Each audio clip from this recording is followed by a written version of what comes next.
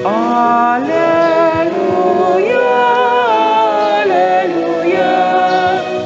Wikain mo, puo nakikinig ako sa iyong mga salita.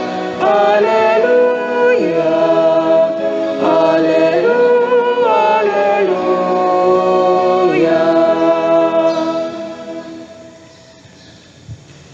Ang Ginoo manaa kaninyo. Manausab kanimo.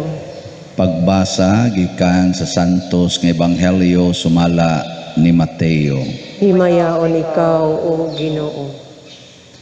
Si Jesus miingon sa iyang mga tinun-an, kung ang imong igsuon makasala kanimo, adtua siya ug pakit-a siya sa iyang sayop.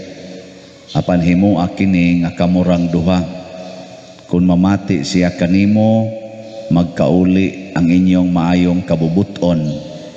Apan kung siya dili mamati kanimo, pagdalag usa o duha ka tawo aron ang matag sumbong kapamatud-an sa duha o tulo ka saksi sumala sa giingon sa kasulatan.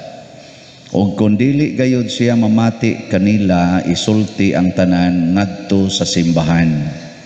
O kung dili siya mamati sa simbahan, isipa siya nga usa ka langyaw o kobrador sa buhis.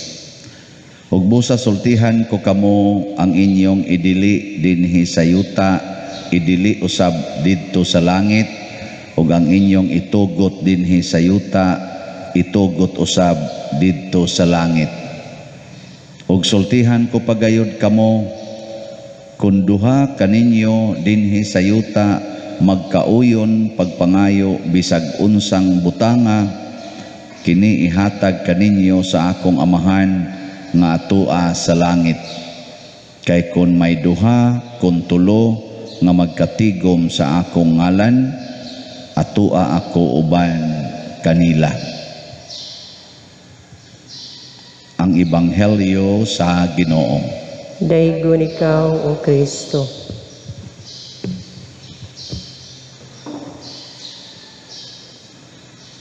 Muramag ang mensahe sa atong Ebanghelyo nagkabuwag-buwag, daghan man.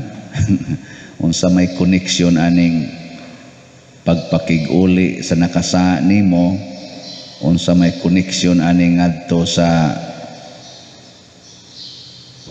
kinsa tong magkatigom, unsa idili dinhi sa yuta, idili sa didto sa langit.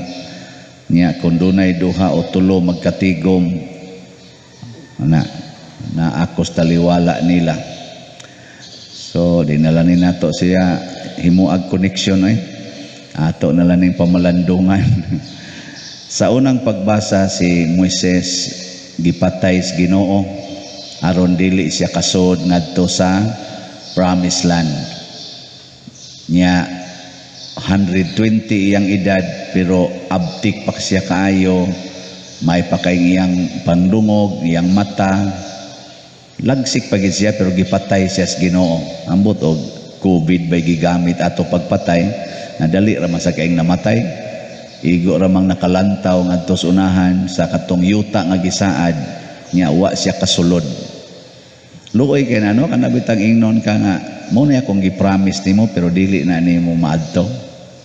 Kamo ganaon mo sawan mag-uol mo malipay. Kana bang 40 gid mong paningkamot gisayunan ka atong gibuhat ni Moises, gikan pas Ehipto, tabok patong dagat didto pas desierto.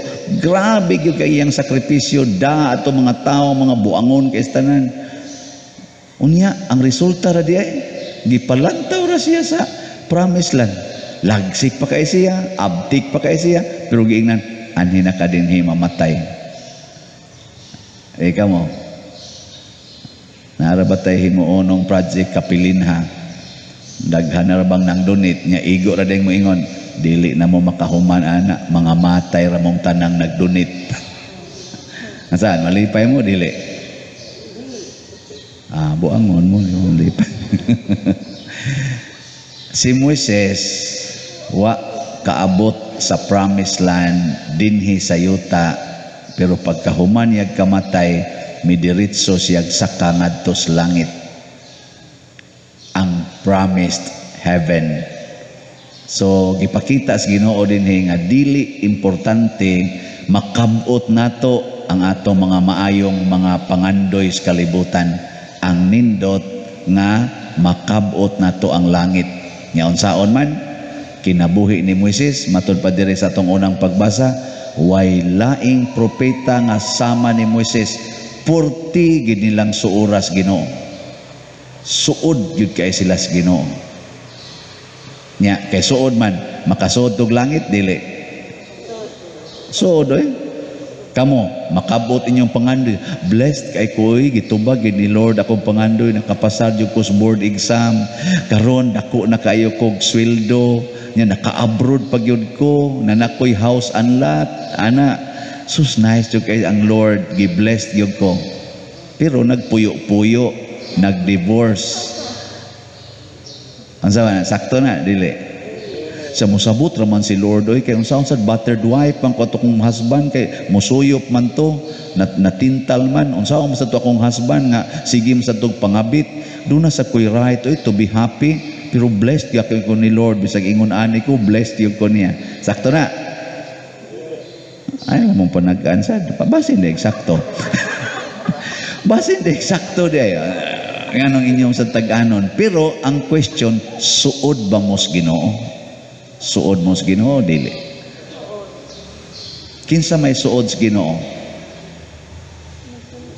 Kung tanaw na tong kinabuhis mga santos, labi na gyud si Saint Clare or Santa Clara, ang una yung gipangita sa Ginoo nga masuod niya kana gyung mahigugma sa pagkakabus o mahigugmas mga kabus. Muna ang una gid niyang beatitude, kay kanigong 8 beatitudes, mao ni ang 8 ka paagi aron makabot ang langit.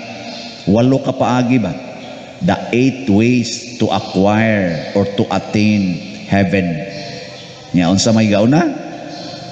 Bulahan kamong mga kabus.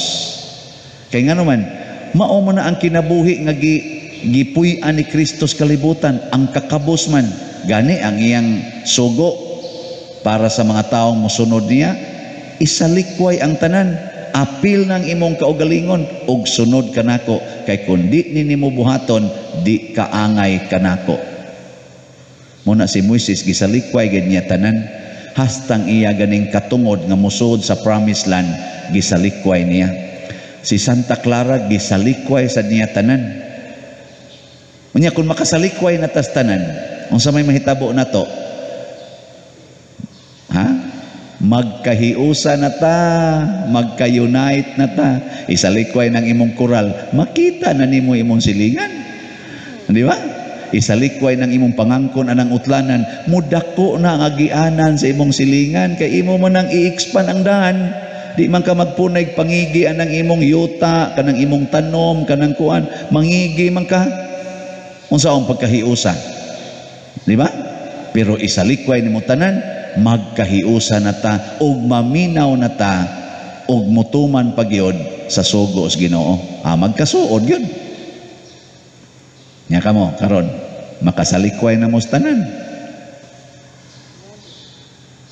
Natutok na. Mo ni kuwang nato ang kasuod ba? Mo na pag-ingong Kristo diri, kung naay nakasaha nimo adtua siya nga kamurang duha magistorya, purting ninduta ana wa unta ning libak-libak, wa ning post-post diha sa social media. Duula ang tao nga kamurang duha, ingna siya nakasaha kanako, gisakitan ko nimo, pero wa gilaing taong imong sultihan ana, kamurang duha. Sa inyong paminaw, duolo nimo ang tao nga kamurag yung duha, wa kay giistoryahan nga lain, magkahiusa mo dili. 99% magkauli gyud mo. Pero imo na guys yang gilibak dito, daghan na kayong taong nasayod, unya ang katapusang masayod siya, bantay ka diha, sinagpaay gyud mong tudamak sana, magpatay pa mo sa dol-duol ka na kung buanga ka, pataka lang kag tabi dito, nasayod si kon, dito na ko nasayod ka, pataka lang tabi niya, mingon sa ka, unsa, wa ko magtabi anay, mingon sa tungkol sa, bakakon nga, perte, gubutan, gubot. Una karon ang kabuang ra ba karon sa ato mga katawhan, labi na gis mga batanon, ini kahiubos nila silang ginikanan, i-post diha sa Facebook. May ratag mga matay mo, nasa mo ingon dito ang iyasang kaila, kinsa man aday ada kay bawo na kandaan na share na tunako ni musuna siya bitaw no nya ang gilibak day ang iyang mama, ang iyang papa, usahay ang iyang igsoon, usahay ang iyang bayaw. Sus nganong natapik nis pamilya mga panuwayng dagko niya i-post dito. Kana bitawng may na kay kang nagbuhat niya, imo siyang giayo-ayuhan o nya bitin daing dako, libakon day ka sa likod, ana i-post. Magpasumbingay ba? Ang kuyaw kung ingnon, kana bitawng magsigig misa o nya yawa daing dako, sahay man na, sa anara diha oy palibot o may laing parokya din hibas dool. Wa inganli pero hibaw kayo nya ang gatiks. Secret. Anaon ba? Sos paita. No. Na siya. So duola. Pero ang makaduol ra gyud sa imong kaaway or sa taong nakapasakit nimo kana rasang suod sa Ginoo. So di ta kaduol sa atong isig ka tao kung dili ta suod sa Ginoo. Kung magkarga ta sa atong kaugalingon, di kita kaduol, managana man ta. Managana kay nang litan ron asawa ka nya gibiyaan na kas imong bana kay tuan na magpuyo sa kabit, makaduol kas kabit, ha? Makaduol ka nga kamurang duha, di oy lami kay ng patyon. Pero imo nang gisalikway na nimo tanan, gibiyaan na nimo imong dignity isip asawa, kanang imong dignity isip duna kay katungod, kay legal wife ka. Nya ang imong gihuna-huna mauna si Kristo nga nag-ingon duula siya nga kamurang duha. Moadto jud kas kabit nga kamurang duha. Day kabit mo sa kong bana no. Maulagi day oy sa gisakitan baya ko ana. Ikog bitaw ko nimo day. Sa unya sa usaon man nga laban ako imong bana nya laban sad ko niya. Sa mao ba nya nalipay mo anang duha. Sa lipay ana sa sige go on.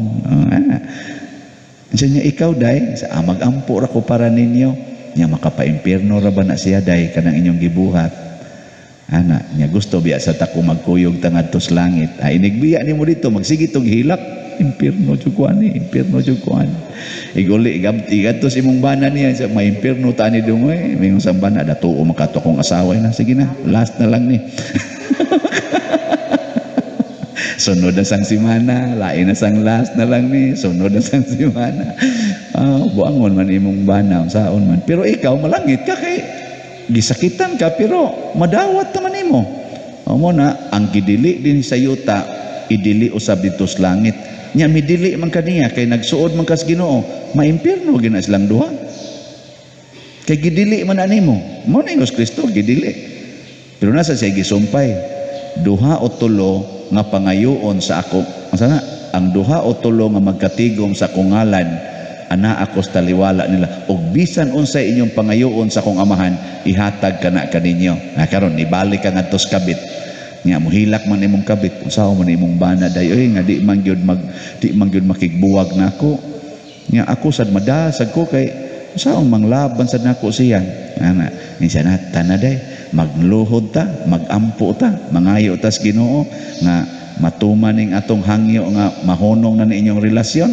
Ampo dayon mo, mabangga dito imong bana, patay dayon sa tanawa day, di ba patay dayon sa kisa pa may lain atong iampo day sa kana nasang pari nga sige gwali sa unsao man sa nga dili unta na matintal sa madre. Na di dayon matintal kay kamo man may nagampo, di ba?